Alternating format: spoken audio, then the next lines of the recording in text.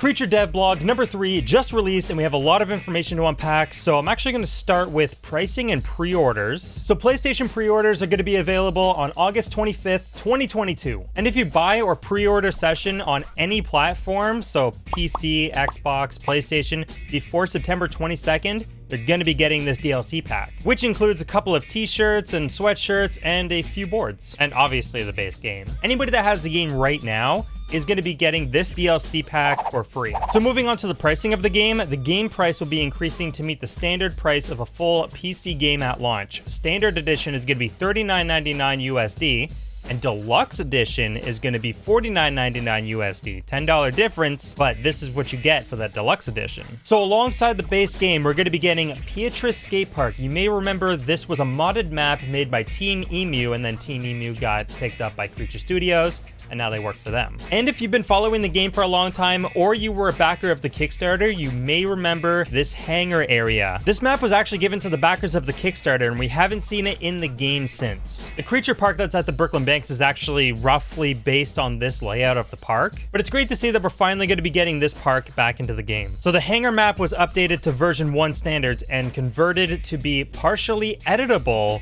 using the object dropper. And finally, we're going to be getting some new merch. So it looks like we're going to be getting a prison jumpsuit, a striped one instead of the orange one. And then we're going to be getting 2 new boards. One that apparently lights up like a police siren, and then one that looks like barbed wire. And then grip tape is going to be included too. And this is kind of a topic right now in the Session Discord, but as far as I'm aware, the backers will not be getting this DLC pack for free. And we're not sure exactly how much this costs on its own. It's $10 more than the base game, but that does not mean that it's going to be $10 as a DLC individually. So the people that already own the game right now, we don't know how much extra we're going to have to pay to get this DLC pack. All right, let's get into a little bit of what we can expect to see in Session version 1.0.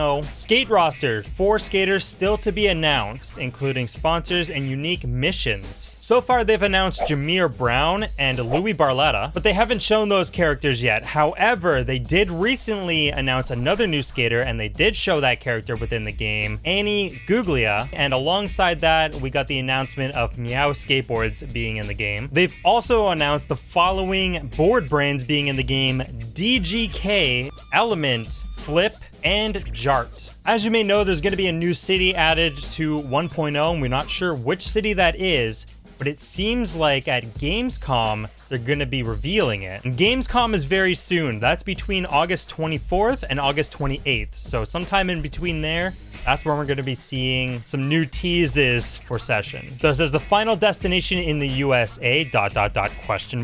and more than one map.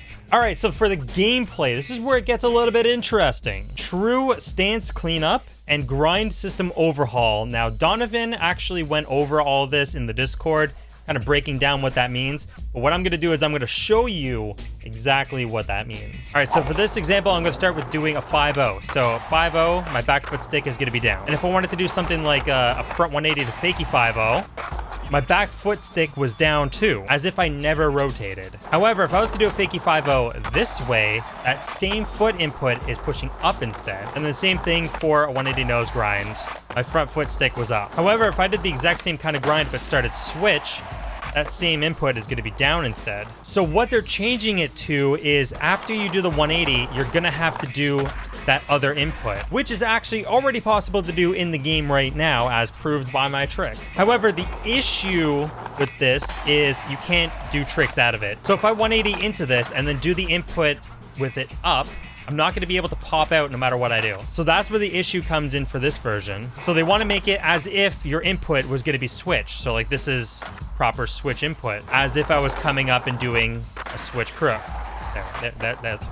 And then the same is going to happen for manuals too. So instead of doing like 180 and then holding up, right now I'm in switch, but I'm holding up as if I was nollie. So when I want to do, say, a kickflip out, this is going to be like having to do some math here. So a nollie kickflip in my regular stance is going to be flicking my other foot to the left.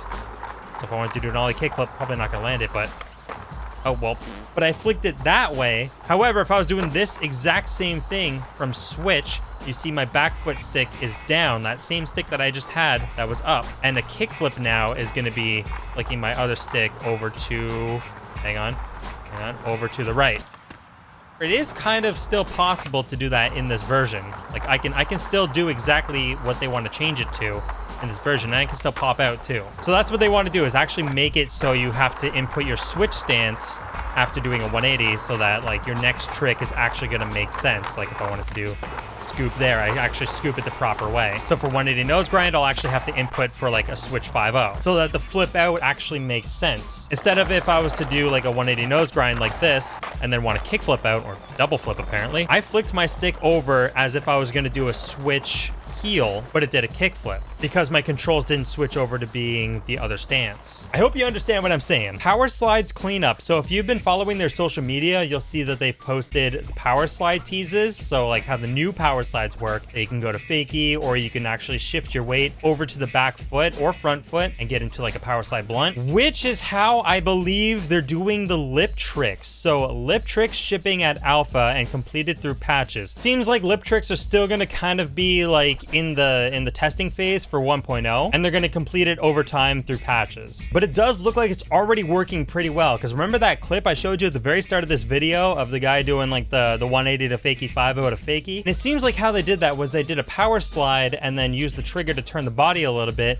and then let go of one of the sticks to apply weight on the other foot, and then they let go of the input and push the trigger to go back into fakie. And that clip was just randomly posted by one of the devs in the session Discord. So if you want to keep up with more stuff, join the session Discord. You'll get random clips and information that you didn't even know existed. And with that lip trick tease, apparently a lot of people are saying that the animations look good and they look smooth and all that. Donovan said that there are no animations for that. It's just the physics. What you're seeing is the hard work of a programmer's physics system. So if you like how smooth it looks in the teaser, tip your hats off to them. So to anybody that was worried about crea-ture, you know, kind of ditching the game after 1.0, that is not the case. They have post-launch plans. Post-launch production will kick off immediately upon full closing and debug of the day one session experience. So I think what that means is as soon as 1.0 releases, they're going to see if there's any like bugs that needs to be fixed, like any hot fixes that they need to do, and then they're going to start working on their post-launch plans, which apparently they have quite a bit of them, and they're not all just like, you know, DLC kind of things. Like they're actual like core gameplay things that are not behind a paywall. As stated here, no gameplay feature will be behind a paywall. All future gameplay features will be free, along with all improvements and debugging to the gameplay systems. Gameplay feature examples include manual slappies, late tricks, grabs, replay editor, object dropper. So like the actual like core gameplay features. Downloadable content, however, will be behind a paywall and consists solely of content. The DLC content allows us to add more items and locations to the world for those who want it. DLC drops will often be produced in tandem with gameplay patches and will allow for the player to expand on the new gameplay experience through tailored DLC object dropper assets and unique gameplay spot, location, or city. DLC drops will consist of a new skater added to the roster, new skate shop content from soft goods to hardware, unique DIY objects, unique mission scripts focused on the DLC skater, a new and unique location curated and developed by our world team. From unique gameplay possibilities to more classic skate spots, we've got a wealth of cities and pinned spots to choose from. And by gameplay possibilities, it means like having additional maps and stuff to do in them. That's it. The DLC content will allow us to continue to produce unique world experiences and to curate the best digital skate experience available. We're excited to share our post-launch plans in the months to come. Now, one little content thing that you're not going to have to pay for is baggy pants. Got 26 different pairs of baggy pants that are going to be in the game. They also showed off a clip that had shorts, and one of the skaters was wearing a tank top. They've also showed off a bunch of in-game and replay editor filters, and there's about 86 new filters. Something that is currently a work in progress, I mean obviously since they're still building the game, is desync. This means you're actually going to be able to fully control the flip and the scoop speed individually. Because in the game right now, you can't actually control the flip speed and like how fast you actually do things. The scoop speed, however, you don't really control how fast you scoop it. So like the scoop speed never had control. And when it comes to any tricks like varial flip or 3-flip or anything like that, like those are always synchronized flip speeds. So having this off allows you to have a little bit more control. However, it doesn't work as well. You can still land the tricks. Like that was crazy, but it's a little bit harder to actually get. There we go, slow 3-flip. Like with practice, you can still get tricks, but it's very, very sensitive. But desync is just not really working consistently in this version. In the new version, it's supposed to be working a lot better. All right, let's get into some of the audio updates that are going to be happening for 1.0. Recently, crea-ture hired a new sound designer. So I'm going to shut up for a second and I'm going to let you listen to the new sounds.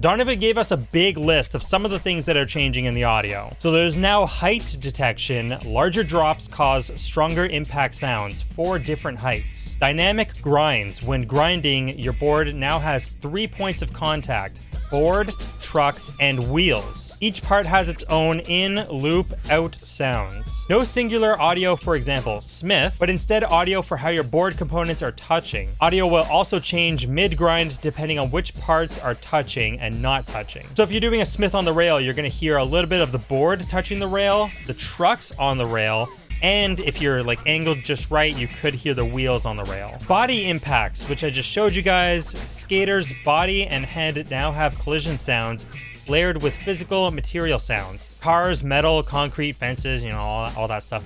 Collision speed also affects the impact sound. Off-board. The board now makes sounds when the player is off the board, rolling away, flipping around, or wheel spinning when it's upside down. Some of the audio updates that were made: increased attenuation distance on the skater so you can hear it from further away. So I'll play a clip of what they're talking about here.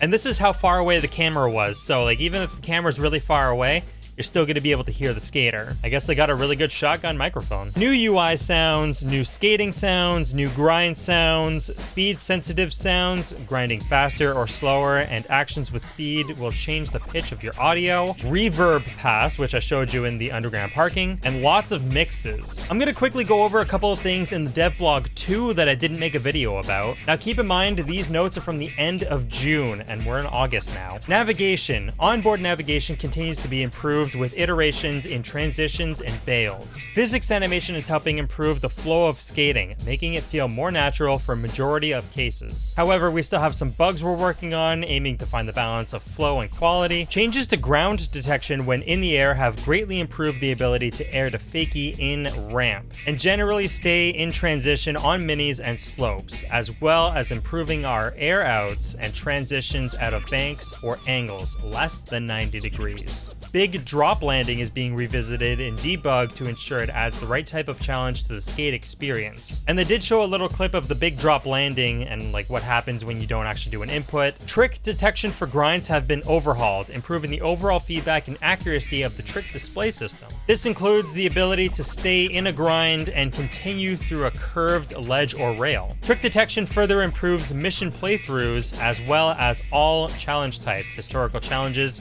now require the right trick. No more cheating the system. Ragdoll slams have been integrated and are a lot of fun. Adding bail and slam rules allow us to remove a lot of the quality issues we were seeing due to the player not bailing in all states and transitions. Having cleaner guidelines for bails leads to more consistent feedback on what will be achievable on the board. A new disable respawn on bails allows you to capture a lasting effect on your gameplay mayhem and antics. So now after you bail, you can just lie there as long as you want. Powerslides fully transition through stances and allow the player to transfer weight from their nose to tail and everywhere in between. Powerslides and reverts are two different skill sets, but are highly interchangeable. Working on each to ensure they account for the other will make the whole experience more consistent, therefore reliable. Firecrackers are one of the happy accidents from this marriage. Now the player can shift their weight to their tail in a power slide, leading to some awesome and sometimes unpredictable results. Transit system rework with updated bus routes and stations updates. New map visuals with picture-in-picture for locations to help navigation, fully implemented through the apartment and pause menu. Localized spawning on boot. You will now load into the last city or spot you played, as opposed to always starting in the banks. I have a little note here that wasn't part of the dev blog. According to the devs, they will be upgrading Session from Unreal Engine 4 to Unreal Engine 5, but I'm pretty sure that's going to be a post 1.0 update, because like it'd be crazy for them to update it right now with the game coming out in a month. But Monkhead says we are switching to UE5 because of UE5 native full body IK, UE5 native animation mirroring, which means they'd be able to finally mirror regular stance for goofy stance and actually have like proper looking goofy, and chaos physics, which they're hoping to get better results with physics. If you want to read this full dev blog in its entirety, I'll leave the link in the description. So that's going to do it for this quick little breakdown of the dev blog and a little bit of what you can expect in Session version 1.0. So later days.